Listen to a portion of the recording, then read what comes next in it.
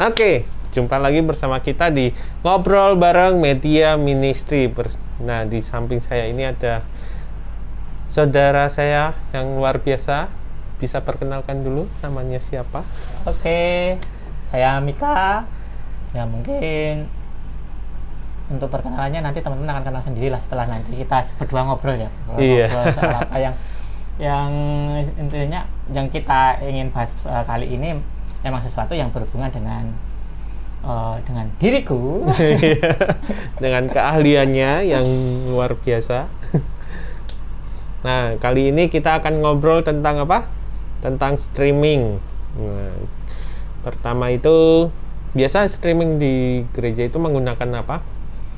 Softwarenya apa? Untuk streaming sendiri kita terutama di Keluarga Allah Jakarta ini ya, untuk KA Media Ministry Jakarta ini kita menggunakan software ya mungkin karena ini gereja kan, karena gereja kita pakai yang original lah, original open source maksudnya, tanpa bayar, emang disediakan gratis oleh pengembang gitu. Kita memakai yang namanya OBS. Mungkin teman-teman juga udah pada kenal sih kalau yang berkecimpung di dalam apa namanya dunia YouTube atau broadcasting untuk streaming itu pasti udah banyak yang kenal. Soalnya apa? Ya keunikan software ini dia itu fiturnya komplit dan yang pasti dia tidak berbayar, free. Yang gratis itu selalu menyenangkan. Oh iya ya. Dan apalagi kan ini gereja, pasti kita mau bacakan. Oke, nah terus alurnya bisa dijelasin nggak? Gimana alurnya misalkan dari kamera itu masuknya kemana gitu? Untuk alur masuk ke streaming sendiri, nah itu biasanya kita kan di sini punya beberapa kamera kan. Di sini ada mungkin 3-4 lah kalau hari Minggu. Sebenarnya sih masih kurang tapi nggak apa-apa lah. Itu udah cukup buat kita. Nah dari kamera itu nanti akan masuk ke yang namanya ini video processing. Nah dari video processing gambar diolah, nanti kan ada apa yang akan dikendalikan oleh seorang video director. Nah, dari sini nanti dari video apa namanya processing ini nanti akan dikeluarkan berupa audio dan visual. Itu nanti kita ambil source dari situ lewat kita masih menggunakan kabel SDI ya, kabel SDI masuk ke apa namanya satu komputer. Nah di komputer itu sendiri yang akan kita gunakan untuk mengolah proses streaming yang akan kita instalin OBS. Nah di situ kita akan ambil untuk apa namanya untuk gambar dari video processing, dan untuk audio sendiri kita ambil audionya dari DAW, Digital Audio Workstation, di satu komputer lagi yang itu berfungsi untuk memproses audio biar mendapat kualitas yang lebih oke. Nah untuk OBS ini susah nggak sih untuk settingnya? Untuk OBS sih sebenarnya sangat simpel ya. Mungkin kalau dibandingkan kayak software berbayar seperti yang tit sama yang tit. Ada sensornya ya. Oh iya. Nggak boleh menyebutkan merek. Nah, kalau dibandingkan yang beberapa software mungkin yang berbayar, OBS ini termasuk yang paling simpel, yang mudah dipahami juga. Dan dari selama saya mencoba baik yang berbayar maupun yang tidak berbayar atau yang free ini, itu tuh fitur yang paling lengkap berada di OBS ini. Dan untuk apa namanya kestabilan dalam kita streaming itu lebih stabil di OBS. Soalnya kalau di salah satu software berbayar itu dulu sempat pakai juga, dia itu akan sering terputus kalau koneksi internet nggak stabil gitu.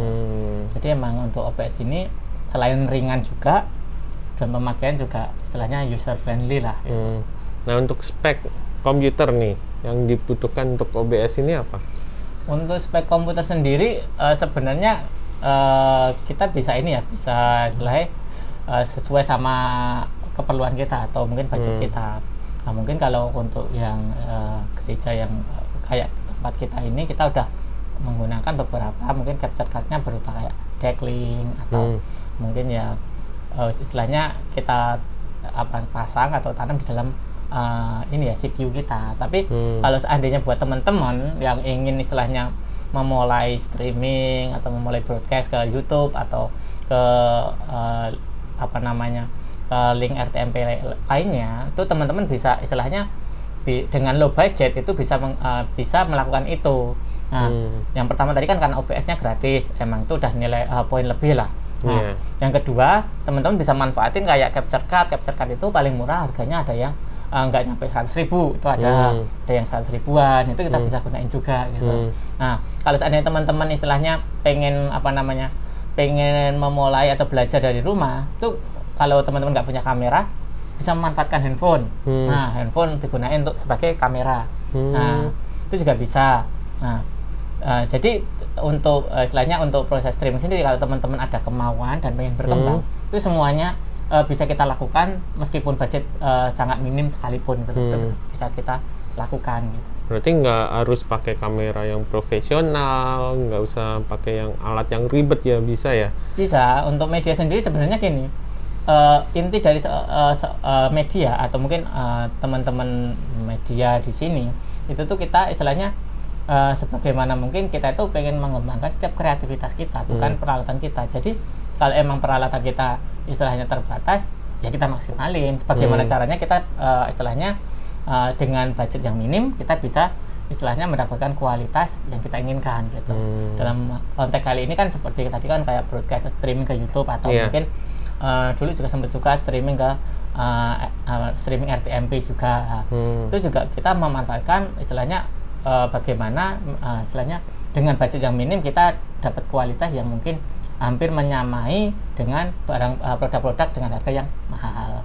Nah, itu sebenarnya tantangan sih buat kita, buat kita dan buat teman-teman semuanya yang istilahnya pengen mulai terjun lah dalam dunia broadcast, atau mungkin yang teman-teman yang pengen menjadi YouTuber, memulai dari awal, itu bisa istilahnya bisa memanfaatkan hal ini. Intinya jangan minder dulu kalau teman-teman tidak memiliki banyak dana, nggak masalah. Cari sesuatu yang istilahnya bisa teman-teman manfaatkan untuk memulai dulu. Kalau teman-teman udah memulai, nanti sambil jalan teman-teman bisa mulai upgrade sedikit demi sedikit lah. Iya. Oke, nah dari OBS ini dia itu supportnya kemana aja? Nah, kalau untuk OBS sendiri dia kan multi platform. Nah, dia bisa untuk Windows, bisa untuk Macintosh, bisa untuk Linux juga. Nah, dan untuk linknya juga teman-teman mungkin bisa cari juga di Google kan. Di situ akan mudah ditemukan lah, mudah ditemukan juga. Dan mungkin satu lagi di OBS itu yang mungkin teman-teman istilahnya teman-teman perlu tahu itu dia itu sudah mensupport yang namanya VST. VST itu apa? VST itu adalah plugin untuk audio. Nah, di situ juga untuk OBS sendiri kelebihannya dibandingkan yang lain, OBS itu dia bisa istilahnya melakukan seperti grading color, terus untuk ketajaman juga, sharpen atau untuk mempertajam gambar kita juga. Nah, itu bisa dilakukan di OBS itu. Dan untuk layarnya sendiri untuk OBS juga dia itu bisa banyak, selama komputer kita kuat itu kita bisa lakukan mungkin beberapa layer itu bisa masuk. Tapi kan kalau untuk yang software berbayar lainnya itu kan kadang cuma dibatasin 5, cuma dibatasin berapa gitu, udah nggak bisa nambah lagi. Nah, kalau misalkan kita ingin kayak yang YouTuber gaming gitu kan, biasa backgroundnya itu ada tampilan dia main, itu bisa nggak pakai OBS? Untuk OBS itu sangat bisa dilakukan ya, bisa dilakukan. Nah, di situ juga ada istilahnya menu-menu seperti kita capture dari tampilan laptop kita, itu bisa kita masukkan di situ juga. Dia juga mensupport untuk picture in picture. Jadi kita mau setting bagaimanapun, kita mau bikin template semenarik mungkin, itu bisa dilakukan. Ya cuma ya kita harus istilahnya mengembangkan kreativitas kita. Kita bisa memanfaatkan kayak software lain. Nah, untuk membuat template tampilan itu untuk picture in picture itu lebih menarik. Jadi orang-orang akan lebih tertarik ke situ gitu. Berarti nggak terbatas gitu ya, bisa dikembangkan lagi ya? Iya benar, untuk OBS bisa dikembangkan. Oke, bagi yang tertarik untuk bertanya lebih lagi, bisa tanya di kolom chat di bawah ini, atau bisa hubungin mungkin tertarik untuk gabung join dengan KA Media Ministry Jakarta, bisa WhatsApp atau chat di bawah ini. Oke, sampai situ dulu perjumpaan kita hari ini. Sampai jumpa di lain kesempatan. Bye bye. God bless.